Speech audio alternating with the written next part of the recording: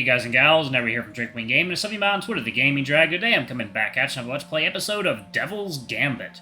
So let's go ahead and jump right back into it, shall we? Alarm chain, you were up, and let's go. I think we were right there. Okay. So it came from here? Should have figured. Interesting. Interesting. You came up with a cure. I wouldn't say I came up with it. I did notice some mistakes in the brewing techniques used before, and I fixed those. I'm confident I can improve the formula. It won't be too hard. But mainly, I'm worried about how the poisoning manifests. From what I gather, it can manifest in two ways, and the patient I treated showed the milder variety. I don't know how I'd go about treating the other kind. Cadgan turns to the priest with a small smile. See, Dad? A very resourceful badger. Ernan's gaze is hard to read. Part of me expects skepticism. Despite my friendship with Cadgan in a medical affair, why should he trust this doctor on the Lion's payroll? But that's not what I see in his eyes. That sharp gaze returns, picking me apart, though in an unfamiliar way. It's not that he doesn't believe me. No, he has the experience to know I'm serious, and yet he still seems on guard. Would you mind sharing that formula, Badger? Sure, if you don't mind it being a preliminary version. Against dusk viper venom, even an imperfect solution is to be respected. He pulls a piece of parchment from a shelf and a quill from his loincloth and pushes his dishes aside to write it down. The formula is still fresh enough in my mind. Most of my attention, in truth, goes to describing the brewing procedure as clearly as I can. Ernan lacks experience with brewing equipment. He's never made an elixir before, but he seems to be aware of his own shortcomings. Don't worry, there are others that can brew this. If there aren't, then I'll learn to do it myself. But even if I couldn't, this knowledge we people of Renai should possess. Thank you, Badger. You're welcome, sir. I shift a little in place, smiling. I don't do this because I want recognition, but damn it, I'm allowed to feel good that my work made Cadgan's dad respect me a little. I'm happy to help. Anyone, really, but Renai in particular. I have such fond memories of this place. Once again, Ernan's gaze picks me apart. Learning the formula did not soften him much, but at least his fangs aren't showing anymore. It's time I answer your questions. Were there any? Oh, yes, I had forgotten. So, the compendium mentioned these shaman demons, as did the diaries. I thought that was an interesting choice of words. Shamans draw power from nature, and that goes hand in hand with worship of God. It would not make sense for a demon, a being in opposition to God, to gain power from nature. If they did so, by definition, they wouldn't be demons. I wonder why that name, then? Ernan's face doesn't change in the slightest, and yet there's the smallest shift in his demeanor, this sudden stiffness. Whatever he's thinking, he's not letting it show. He looks up to Cadgan. We can tell him. Ernan sighs and turns back to me. You're a sharp one. Yes, that is strange, isn't it? In fact, that's one reason I don't show those texts to just anyone. You're lucky Cadgan vouched for you.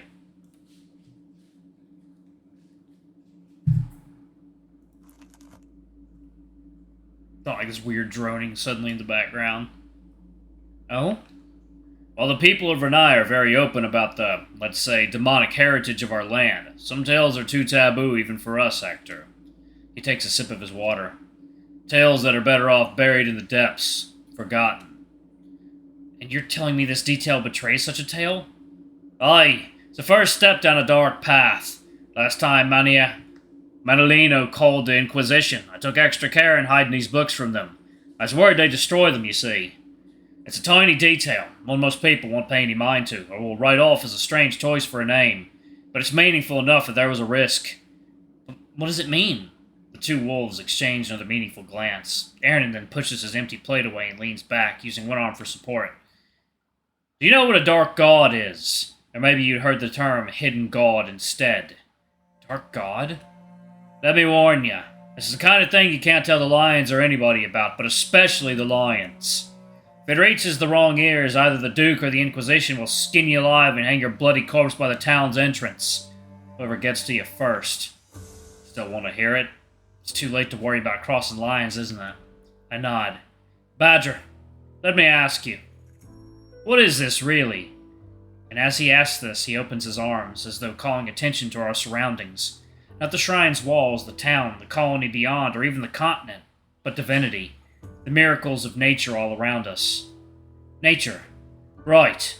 The earth beneath our feet and the air we breathe. Every stone that came to be part of a house or a fortress. every gentle kiss, and every bloodshed and plunder, every little defect in our bodies, and every single pleasure, too.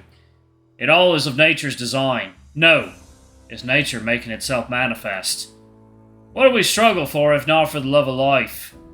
Even our bodies. Some debate this, but if you're a man of the earth, then you know I'm telling the truth when I say nature is a living, breathing being. A system. The words come out of their own accord. Aaron nods. Exactly. The mother of all systems, God. And in it we are nothing but the miserable little cubs clinging for sustenance, willing to kick our own siblings down if it means we can get just a little bit more. I'll ask you now, how do demons fit in this? From what I've heard, I guess they're an illness. Almost, but no. An illness implies an imbalance, but where does that imbalance come from, when nature is perfect? No. A demon is something from outside the reach of nature itself. It is a venom that has found its way to our world, and whose presence corrodes it. And a dark god is the snake that produced it. Their names, shapes, and all else has long been forgotten, buried who knows where by the Inquisition. Hence the name, a god in the dark, a hidden deity. This is hard to wrap my head around.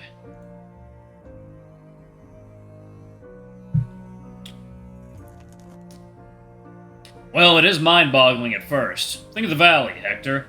Why is it so different? Why does the air, the earth, everything feel off, so hostile?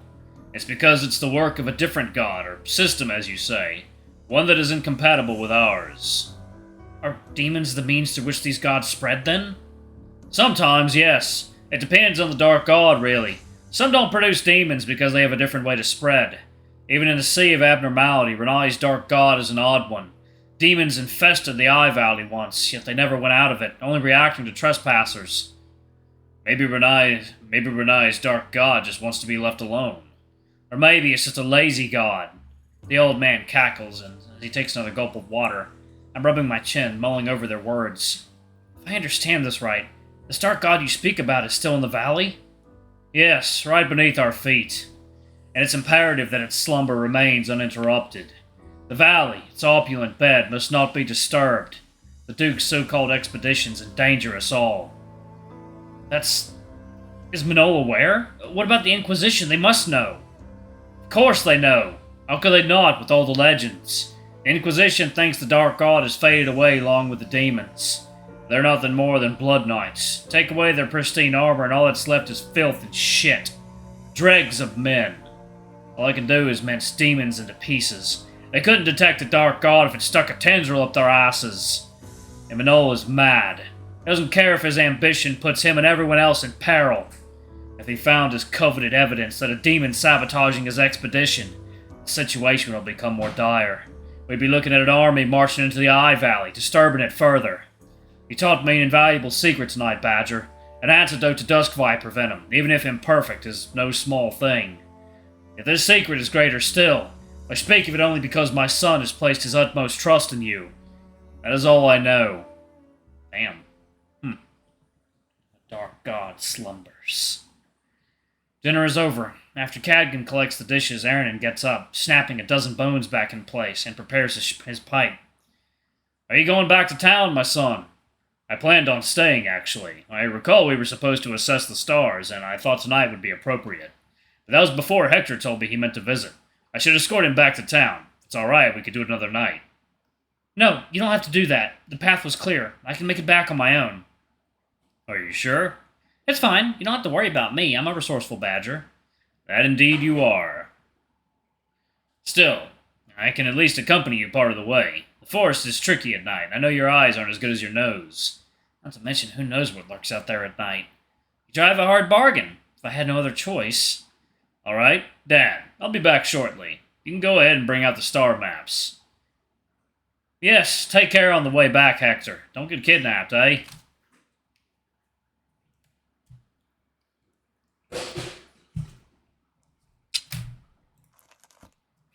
Likewise. It can't be safe living alone here. What do you know? It's not so bad. Outside, I glance at the shrine one last time. I can hear Aaron closing the windows. It all looks like a cold and lonely place. As I turn to look ahead, I catch, just a foot from me, the two wolf statues. From this angle, I see there is a third one beside them. It's a badger, and one carved in a far rougher style. He's smaller, too, about half as tall as the wolves, and plump. He's stretching out his arms, waiting for a hug that never came. But Cagan continues onward, followed closely behind us to not trip on anything. A part of me wants to ask about the statues, but another is afraid of the answer. I settle on the easier questions. Cagan? Yes, Hector? Why does Aaron live there? I mean, at his age, it's concerning for him to live alone, so far away from everybody. I can't imagine that the shrine is very homely during winter. It was very cozy when it was the two of us, but yes, I imagine it's much rougher now. Cagan slows down enough to walk by my side. Remember him complaining about people visiting him over trivialities? They do it on purpose, to check on him. Well, I'll need to look at that angry man he said visited today. I'd like that to not repeat. Have you tried convincing him to move to town? I have, but it was useless. There's just so much bitterness. I'd seen it as soon as Aaron began talking about the townspeople. Whether they worry for him or not, the old priest wants as little to do with them. It's enough hatred for two people. I hope I'm not being nosy, but did something happen between Aaron and the town? Under the faint moonlight, I catch a glimpse of Cagan's ear flickering and his lips parting, forming words that never come out. Leopold banished him to the forest a decade ago. It was because, he tried to rescue me when he took me to his mansion. Oh. Of course, he was only one man. It would not end well, but he tried. I think that, to this day, he's still angry that nobody else tried with him. The wolf shakes his head.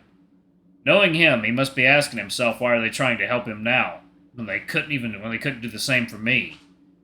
Cagan, what about you? He does not answer immediately. I cannot see his eyes or his face, but I count 3, 4, 5 steps before his lips part. I've made peace with what happened. Besides, it wasn't that bad once you entered the picture. I smile weakly at that second part. If only the first wasn't so hard to accept. Does Aaron feel the same way under that hateful visage? If so, I can't blame him. Aaron still hasn't let go. He could return now that Leopoldno is gone, but he doesn't want to. It's a difficult situation. He told me he was your midwife. And much more. He worked with my parents back at the big shrine back in town and taught me a few things. So that's why he took you as an apprentice. I'd never noticed you descended from a line of priests. The wolf looks at the palm of his hand. It's a shame it didn't work out. Alright, y'all, I'm going to go ahead and pause it right there.